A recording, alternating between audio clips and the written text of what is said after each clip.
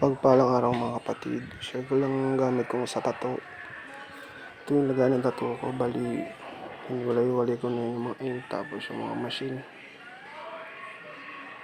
Ito yung ginagamit kong wireless battery, gawa ni Sir Bart po yan.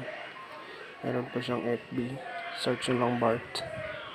Nag-aayos din po siya ng mga machine na sira. The best po yan, ang bait sobra. May dala na rin pong wire yan, yung wireless battery. Dalawa po yung binili ko. Ito naman gamit kong power supply, Aurora 2. Dabi siya nga, ito lang ng pedal. Pindot-pindot na lang. Okay na okay gamitin. At ito ang aking machine. Hello B2. Ganda po yan. Bali, second hand ko lang po nabili sa artist ng Diwata Ink. Tattoo shop. Kasama na yung Aurora 2. Nabili ko siya at sponsor ng ating kaibigan na napakabait. Salamat sa iyo.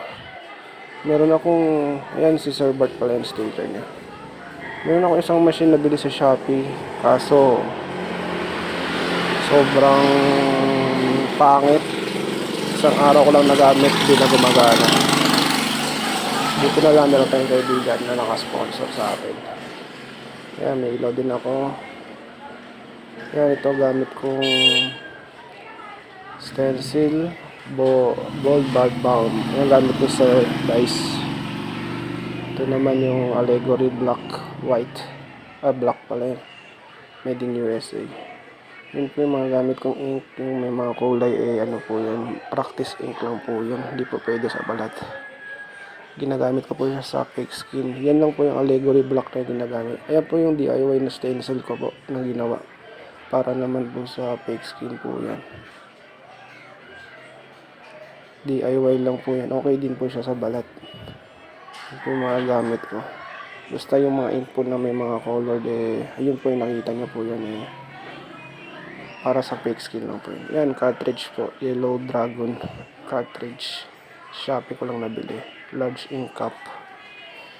Ito naman yung mga fake skin na nagpa-practice ako. Nakarami na pala ako. Yan, meron din akong gawa yan. Di pa natapos. May blanco. Pwede pang lagyan. Ito naman na portrait. Mali. Kasi yung ink sobrang kapal. Yan pala yung maong ina ng aking kaibigan. First time ko nag-portrait. Kaya hindi ko pa alam po paano combination ng mga ink. Yan yung ginawa ko. Yan yung mga lettering. Dots works.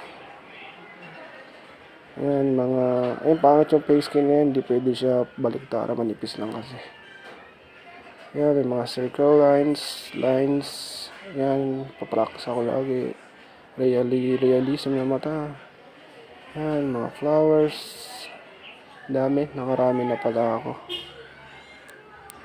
Yung isang baliktara na fake skin yun, mahal kasi yun pero maganda siya gamitin. Ito naman next project ko sa fake skin. Sana yun lang po. Maraming salamat mga kapatid.